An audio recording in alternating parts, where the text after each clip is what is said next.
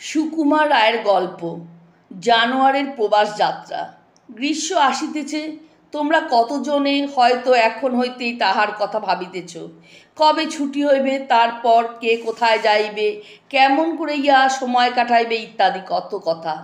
গ্রীষ্মের সময় যে দেশে গরম কম সেই দেশে যাইতে ইচ্ছা করে, তাই লোকে সিমলা যায়, দার্জিলিং যায়, শিলং যায়। এরকম দেশ ছাড়িয়া পলাইবার ইচ্ছা কেবল যে আমাদেরই হয় তাহা নয়, পশু পক্ষী সকলের মধ্যে কিছু কিছু দেখা যায়। শীতের দেশের পাখি যাহারা হিমালয়ের উত্তরে সারা বছর কাটায়, তাহারা প্রতি বছর শীতকালে আমাদেরই গরম দেশে হাওয়া খাইতে আসে। কোথায় হিমালয় আর কোথায় ওই বাংলাদেশের দক্ষিণ, অথচ বছরের পর বছর কত হাঁস কত বক এই লম্বা পথ পার হইয়া আসে। আবার শীতের শেষে ঠিক নিয়ম মতো সময় হিমালয় ডিঙাইয়া দেশে ফিরিয়া যায়।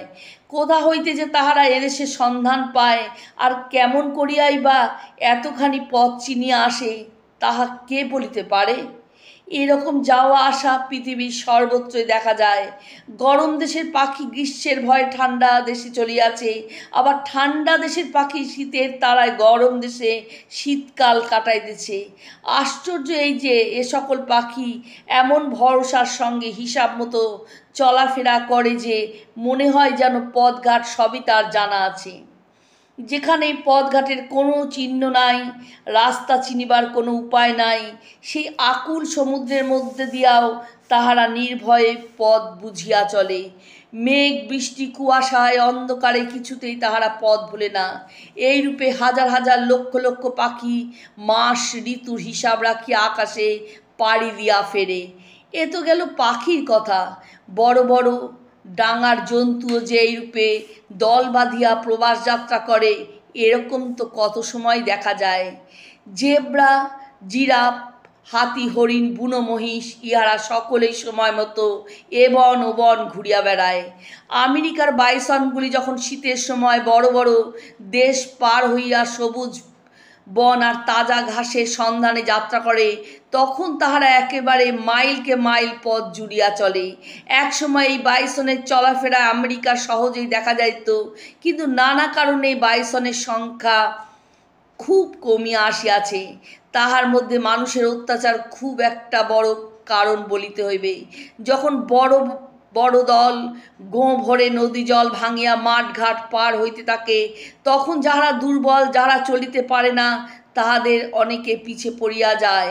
সেই সময় নানা রকম মাংসাশী জন্তু আসিয়া তাহাদের মারিয়া শেষ করে। কিন্তু তবু মানুষে অত্যাচার না করিলে এখনও তাহারা লাখে লাখে মাঠে মাঠে ঘুরিয়া বেড়াইত। মানুষ কয় বৎসর সেখানে বসবাস না করিতেই 50 লক্ষ বাইসন খাইয়া হজম করিয়াছে। এক এক দল লোক একবারে 10-20 হাজার বাইসন মারিয়া তবে ছাড়ে।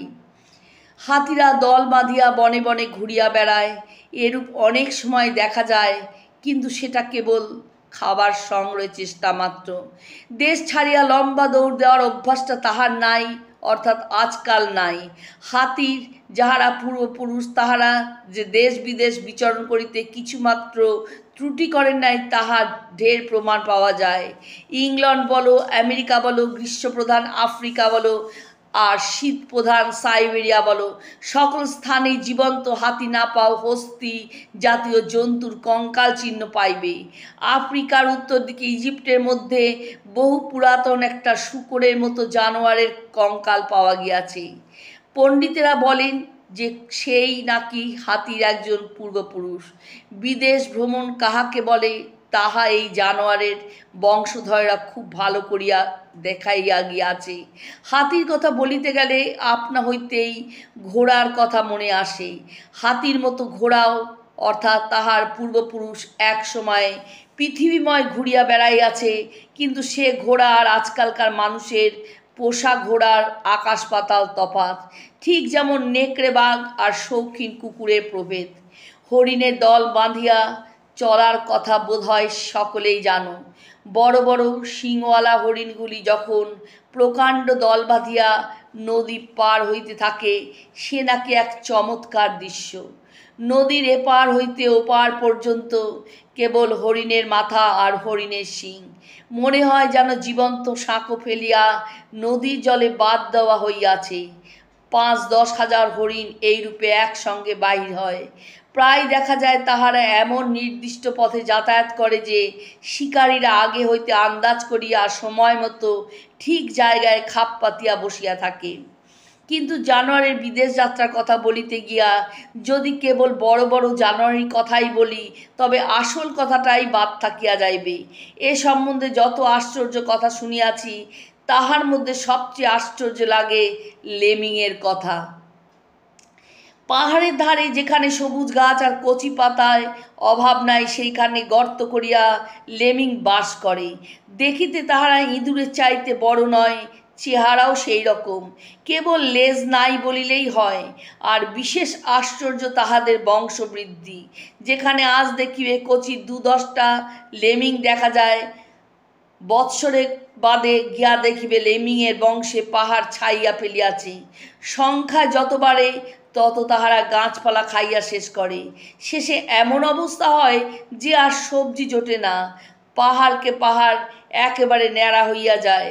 তখন ঘোর দুর্ভিক্ষের মধ্যে ক্ষুধার যন্ত্রণায় অস্থির হইয়া তাহারা ব্যস্ত হইয়া বেড়ায়। মনে হয় যেন তাহাদের মধ্যে খুব একটা আন্দোলন চলিয়াছে, যেন তাহারা কোনরূপে পরামর্শ স্থির করিতে পারিতেছে না। তারপর একদিন কি ভাবিয়া তাহারা একেবারে দলে বলে পাগলের মতো দেশ ছাড়িয়া পলাইতে আরম্ভ করে, সে এক দেখিবার মতন জিনিস। লক্ষ লক্ষ ইঁদুর একেবারে পাহাড় কালো করিয়া নামিতে থাকে। কোথায় যাইবে, কোথায় খাবার মিলিবে, সে খবর কেহ জানে না। অথচ একেবারে নিরুদ্দেশ অন্ধের মতো সকলে হুড়াহুড়ি করিয়া বাহির হয়। বাধা মানে না, বিপদও মানে না, সব হুড় হুড় করিয়া অগ্রসর হইতে থাকে। ঠেলাঠেলিতে পায়ের চাপে কত হাজার হাজার মারা পড়ে, অনাহারে পথের ধারে আরও কত হাজার মরিয়া থাকে। আর নদীর স্রোতে সমুদ্রে ঢেউয়ে কত যে প্রাণ হারায় বুঝি তাহার আর সংখ্যা হয় না। যত রাজ্যের মাংসাশী শিকারী পাখি তখন চারিদিক হইতে আকাশ অন্ধকার করিয়া আসিতে থাকে। এমন করিয়া অজস্র লেমিং বিনষ্ট হইবার পর যে কয়টি অবশিষ্ট থাকে, তাহারাই আবার আর কোনোখানে নূতন করিয়া বংশ সৃষ্টির সূত্রপাত করে। ক্রমে আবার সেই সংখ্যা বৃদ্ধি, সেই দুর্ভিক্ষ আর সেই প্রলয়কাণ্ড। ছোটোর কথা বলিলাম, এখন আরও ছোটোর কথা বলিয়া শেষ করি। পিঁপড়ারা যে বাসা ছাড়িয়া নূতন দেশের সন্ধানে বাহির হয়, ইহা সকল দেশেই দেখা যায়। এ বিষয়ে সকলে চাইতে ওস্তাদ যে পিঁপড়া, তাহার নাম ড্রাইভার পিঁপড়া। আফ্রিকার জঙ্গলে ইহারা যখন ঠিক সৈন্যদলের মতো পরিষ্কার ষাঁড় বাঁধিয়া চলিতে থাকে, তখন জানোয়ার মাত্রই তাহাকে দেখিয়া পথ ছাড়িয়া পালায়। আর পঙ্গপালের কথা কে না জানে? যে দেশের উপর দিয়া পঙ্গপাল যায়, সে দেশের চাষা মাথায় হাত দিয়া হায় হায় করিতে থাকে। সে দেশে শস্য আর গাছের পাতা বড় বেশি অবশিষ্ট থাকে না। ১০-২০ মাইল লম্বা পঙ্গপালের দল তো সচরাচরই দেখা যায়। এক একটা দল এত বড় থাকে যে মাথার উপর দিয়া সপ্তাহখানেক উড়িয়াও তাহার শেষ হয় না। আফ্রিকার এই রকম বড় বড় কাণ্ড প্রায় ঘটিয়া থাকে। সেখানে পঙ্গপালের চাপে পড়িয়া টেলিগ্রাফের তার ছিঁড়িয়া পড়ে, পুকুর বুঝিয়া যায়, ড্রেন আটকাইয়া যায়, এমনকি রেলগাড়ি বন্ধ হইয়া যায়, এমনও দেখা গিয়াছে।